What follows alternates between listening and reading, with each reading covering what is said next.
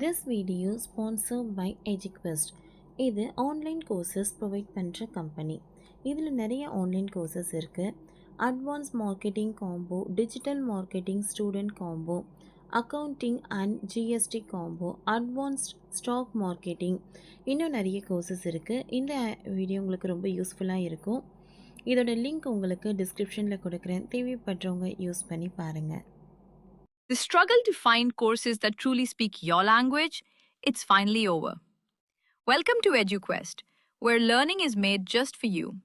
At EduQuest, we bring you a wide range of online courses, from career building programs to skill boosting masterclasses, all in your regional language.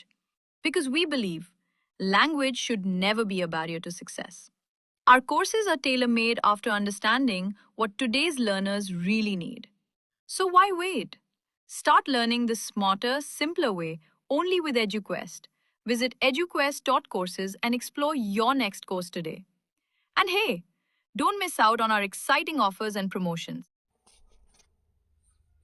கேரளாவில் கண்காணிப்பு வலயத்தில் 383 பேர் அலறவிடும் Nipah virus.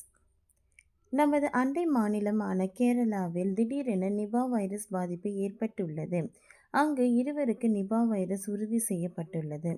அவர்களின் பெண் ஒருவர் உயிரிழந்ததும் இருக்கிறார். இதையடுத்து அங்கு கண்காணிப்பு பணிகள் தீவிரப்படுத்தப்பட்டுள்ள நிலையில் சுமார் 383 பேர் கண்காணிப்பு வலயத்திற்குள் வந்துள்ளனர். இந்த காலத்தில் திடீர் என புதிய வகை வைரஸ் பரவி வருகிறது. ஒரு சில அவை கொரோனாவை போல மோசமான பாதிப்புகளை ஏற்படுத்தலாம் என்பதால் புதிய நோய் பாதிப்புகளை நாம் கவனமாக கண்காணிக்க வேண்டிய இருக்கிறது.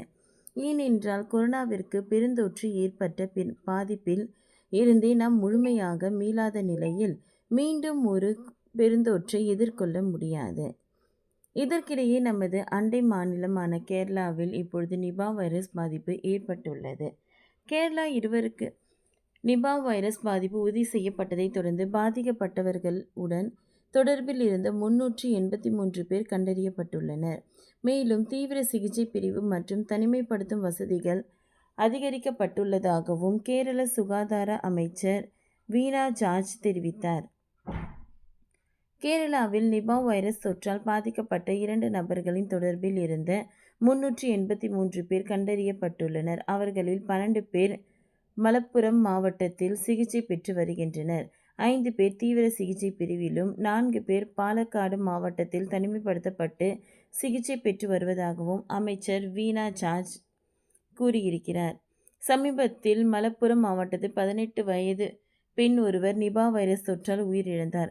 பாலக்காடு மாவட்டம் தன்னாட்சி காட்டுறை பகுதியை சேர்ந்த 38 வயது பெண்ணுக்கு நிபா வைரஸ் தொற்று இருப்பது உறுதி செய்யப்பட்டுள்ளது. இதையடுத்து கேரள அரசு கண்காணிப்பு நடவடிக்கைகளை தீவிரப்படுத்தியுள்ளது.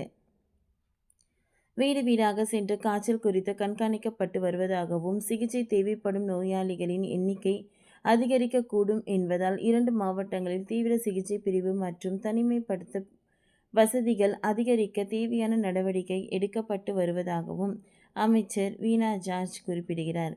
கேரளாவில் நிபா வைரஸ் பாதிப்பு ஏற்படுவது இது முதல் முறை அல்ல. அவ்வப்போது அங்கு வைரஸ் பாதிப்பு ஏற்பட்டு வருகிறது. முதலில் 2018ஆம் ஆண்டில் இந்த வைரஸ் பாதிப்பை உறுதி செய்யப்பட்ட நிலையில் பிறகு 2019, 2021, 2023 மற்றும் 2024 ஆகிய ஆண்டுகளில் நிபா பாதிப்பு அதிகரித்துள்ளது. நிபா வைரஸ் தொற்று ஏற்படும் போது காய்ச்சல், தலைவலி, வாந்தி மற்றும் தொண்டைப்புண் ஆகியவை முக்கியமான அறிகுறிகளாக உள்ளன. சிலருக்கு மயக்கம், தூக்கமின்மை மற்றும் நரம்பியல் பிரச்சனைகள் கூட ஏற்படலாம். சில நேரங்களில் கடுமையான சுவாச கோளாறுகள், நிமோனியா, வலிப்பு, கோமா மற்றும் உயிரிழப்பு கூட நிகழலாம். இந்த வைரஸ் உடலில் பரவி 4 முதல் 14 நாட்களுக்கு பிறகு அறிகுறிகள் தெரிய ஆரம்பிக்கும். தற்பொழுது நிபா வைரஸ் தொற்றுக்கு தடுப்பூசியோ அல்லது குறிப்பிட்ட சிகிச்சை முறையோ இல்லை. ஓகே ஃப்ரெண்ட்ஸ், இந்த வீடியோ உங்களுக்கு யூஸ்ஃபுல்லாக இருந்ததுன்னா லைக் பண்ணுங்கள், ஷேர் பண்ணுங்கள், சப்ஸ்கிரைப் பண்ணுங்கள். Thank you.